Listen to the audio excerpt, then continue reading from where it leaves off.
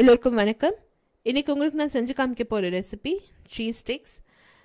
இந்த cheese sticks வந்து ரொம்ப ஈஸியாக சிம்பிளாக தயார் பண்ணலாங்க. நீங்கள் சில ஸ்டெப்ஸ் மட்டும் பார்த்துக்கணும் இந்த ரெசிபிக்கு. ஏன்னா இந்த ஸ்டெப்ஸ் நீங்கள் ஃபாலோ பண்ணிங்கன்னா நான் சொல்கிற மாதிரி உங்களுக்கு இந்த சீஸ் ஸ்டிக்ஸ் பர்ஃபெக்டாக வரும்.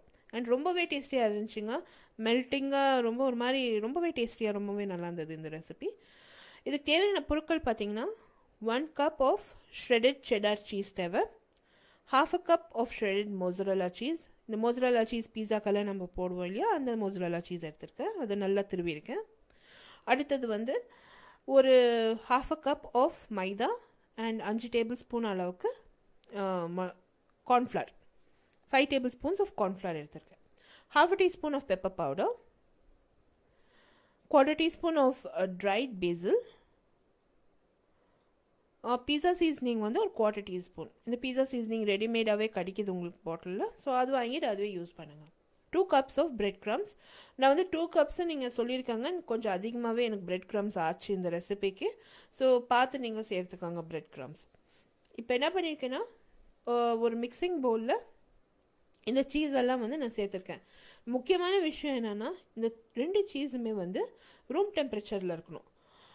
ரூம் டெம்பரேச்சரில் இருக்கும்போது தான் அதை க்ளீனாக மிக்ஸ் பண்ணுறதுக்கு நம்மளுக்கு முடியும். இப்போ பார்த்தீங்கன்னா நான் வந்து அந்த பீஸா சீசனிங் இதில் சேர்த்துருக்கேன். அண்ட் மிளகு பொடி அண்ட் கொஞ்சமாக உப்பு சேர்த்துக்கணுங்க. சேர்த்து எல்லாத்தையும் கொஞ்சம் நல்லா மிக்ஸ் பண்ணிவிட்டு, இந்த சீஸ் வந்து நம்ம நல்லா மிக்ஸ் பண்ணுறப்போ அது தானாகவே மெல்ட் ஆகி அது நல்லா பெசியறதுக்கு வரும். ஸோ இப்போ நீங்கள் பார்த்தீங்கன்னா இது கொஞ்சம் நல்லா எல்லாத்தையும் மிக்ஸ் பண்ணுறப்போ அது நல்லா சேர்ந்து எல்லாமே சேர்ந்து நல்ல ஒரு பால் கன்சிஸ்டன்சி, ஒரு சப்பாத்தி மாவு கன்சிஸ்டன்சிக்கு வந்துடும் உங்களுக்கு. அப்போது அது வந்து ஒர்க் பண்ணுறதுக்கு உங்களுக்கு ஈஸி. அண்ட் நீங்கள் வந்து நிறைய அதுக்கு ஸ்ட்ரெயின் பண்ண தேவையில்லை பிசையறதுக்கெல்லாம். இப்போ பார்த்தீங்கன்னா நீங்கள் நான் சும்மாவே மிக்ஸ் பண்ணுறப்போவே அதெல்லாம் நல்லா மிக்ஸ் ஆகி ஒரு சப்பாத்தி மாவு கன்சிஸ்டன்சிக்கு வந்துடுச்சு.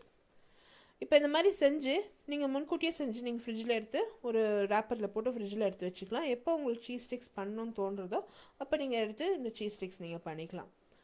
இப்போ இந்த மாவு வந்து இப்போதைக்கு தயாராகிடுச்சு.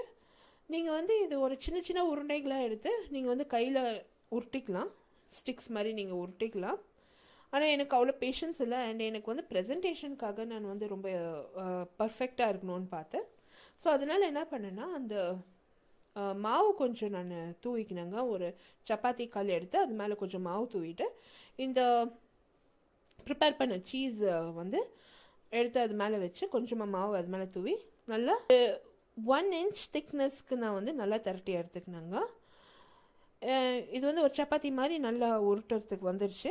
ஸோ இப்போ வந்து அந்த எட்ஜில் வந்து அந்த எக்ஸஸ் பீசஸ் எல்லாம் வந்து நான் ட்ரிம் பண்ணி எடுத்துட்டு நல்லா எனக்கு வந்து பீஸாக போடுறதுக்கு கத்தி வச்சு நல்லா அது ஸ்லைஸ் பண்ணி ஸ்டிக்காக கட் பண்ணுறதுக்கு எனக்கு ஈஸியாக இருந்துச்சு. ஸோ அதனால் வந்து நான் கத்தி வச்சு க்ளீனாக அது ஸ்டிக்காக கட் பண்ணிவிட்டு அதை எடுத்து ஃப்ரீஸ் பண்ணுறதுக்கு எனக்கு ரொம்பவே ஈஸியாக இருந்தது, சௌகரியமாக இருந்தது. இந்த மாதிரி பண்ணிங்கன்னா உங்களுக்கு ஈஸியாக இருக்கும். அண்ட் உங்களுக்கு நிறைய ஸ்டிக்ஸ் ஈஸியாக பண்ணுறதுக்கு முடியும். நீங்கள் கையை வச்சுட்டு அது உருட்டோ அது வந்து இன்னும் கொஞ்சம் மெல்ட் ஆகும் அந்த சீஸு. ஸோ அதை அவாய்ட் பண்ணிவிடுங்க. இந்த மாதிரி நீங்கள் ட்ரை பண்ணிங்கன்னா உங்களுக்கு ரொம்ப நல்லாயிருக்கும்.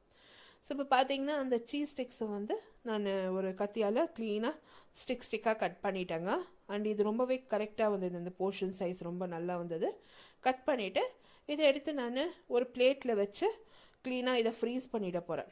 இப்போ இந்த சீஸ் வந்து ரொம்பவே ஒரு மாதிரி சாஃப்டாக மெல்ட்டிங்காக இருக்குது.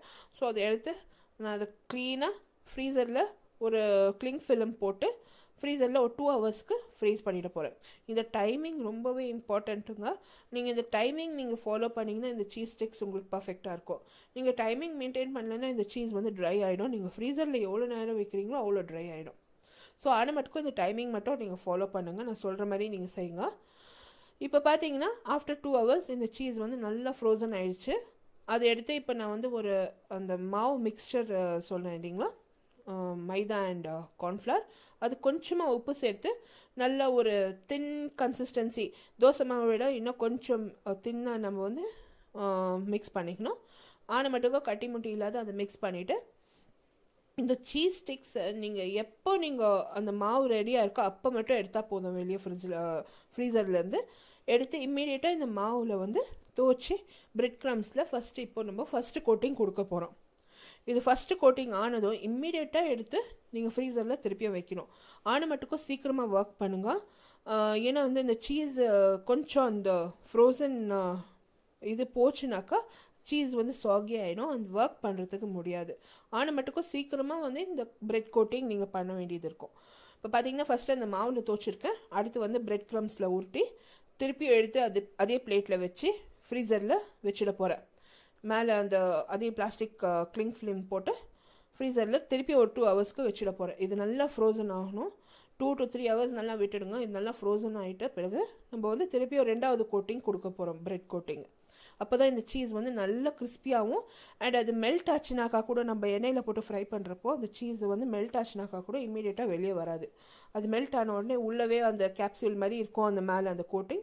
ஸோ வந்து அது ஒரு நல்ல ஒரு கோட்டிங் இருக்கும் ஹெவியாக.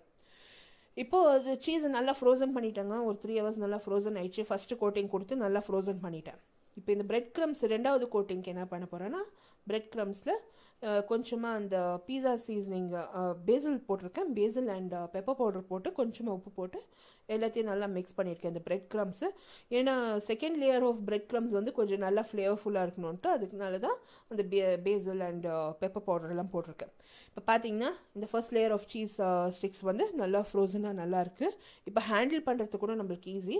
நீங்கள் வந்து இப்போ மடமடன்னு நீங்கள் இந்த மாவில் தோச்சி இமீடியட்டாக பிரெட் க்ரம்ஸில் உருட்டி திருப்பி எடுத்து நீங்கள் ஃப்ரோசன் பண்ணணும். இது ஸ்டெப்ஸை வந்து நீங்கள் விடாமல் பார்த்தீங்கன்னா சீக்கிரமாக செஞ்சிங்கன்னா நல்லது. இப்போ நீங்கள் வந்து இதை ஸ்லோவாக செஞ்சிங்கன்னா அந்த சீஸ் வந்து மேலே இருக்க கோட்டிங் மெல்ட் ஆகிடும் அண்ட் ஒர்க் பண்ணுறதுக்கு ஈஸியாக இருக்காது. ஸோ ஆன மட்டுக்கும் சீக்கிரமாக நீங்கள் இது வந்து பிரெட் கோட்டிங் கொடுத்து திருப்பி எடுத்து ஃப்ரீசரில் வச்சு நல்லா ஃப்ரோசன் பண்ணிவிடுங்க. இந்த ரெசிபி இன் டீட்டெயில் பார்த்தீங்கன்னா என்னோடய பிளாகில் இருக்குங்க. பிளாக் லிங்க் வந்து நான் கீழே description box below this video post பண்ணுறேன். அட் த சேம் டைம் நீங்கள் என்னோடய ஃபேஸ்புக்கில் கூட நீங்கள் ஃபாலோ பண்ணலாம். நான் நிறைய ரெசிபி அண்ட் டிப்ஸ் வந்து நாங்கள் கொடுத்துட்டே இருக்கேன். ஸோ வந்து நீங்கள் என்ன ஃபேஸ்புக்கில் ஃபாலோ பண்ண உங்கள் ரெசிபி ரிக்வெஸ்ட் எல்லாம் கூட எனக்கு நீங்கள் அங்கே போஸ்ட் பண்ணலாம், மெசேஜ் பண்ணலாம். இப்போ பார்த்தீங்கன்னா அந்த 2வது கோட்டிங் கொடுத்ததும் அந்த சீஸ் ஸ்டிக்ஸை நல்லா ஃப்ரோசன் பண்ணிட்டாங்க. இப்போது நல்லா ஒரு 3 ஹவர்ஸ்க்கு நல்லா ஃப்ரோசன் பண்ணிவிடுங்க. மேலே இருக்கிற அந்த ப்ரெட்டெல்லாம் நல்லா ஃப்ரோசன் ஆகிடணும். இமீடியட்டாக வந்து நீங்கள் வறுக்கிறப்போ மட்டும் அந்த சீஸ் ஸ்டிக்ஸை வெளியே எடுத்தால் போதும். எண்ணெயை நல்லா காய வச்சுடுங்க. நல்லா ஒரு மீடியம் தீயில் நல்லா எண்ணெய் காஞ்சிடணும். அதில் வந்து இந்த சீஸ் ஸ்டிக்ஸை ஒன்று ஒன்றா போட்டு மடமடன் ஃப்ரை பண்ணி அது கோல்டன் ப்ரௌன் ஆனதும் அந்த எண்ணெயெல்லாம் இருத்து இமீடியட்டாக நீங்கள் சர்வ் பண்ணிட வேண்டியது தான். இல்லைன்னா அந்த சீஸ் மெல்ட் ஆகி ஃபுல்லாக ஸ்ப்ளட்டர் ஆகிறதுக்கு ஆகும். அந்த எண்ணெய் வந்து ஃபுல்லாக ஸ்ப்ளட்டரியாக இருக்கும். ஸோ ஆன மட்டுக்கும் சீக்கிரமாக அதை ஃப்ரை பண்ணிவிட்டு இம்மிடியட்டாக சர்வ் பண்ணிவிடுங்க. சூடாக சர்வ் பண்ணிங்கன்னா ரொம்பவே நல்லாயிருக்கும்.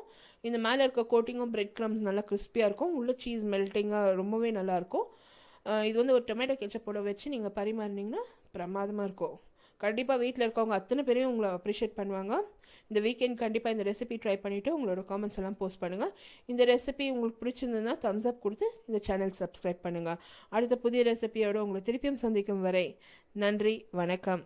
தேங்க்ஸ் ஃபார் வாட்சிங். பை.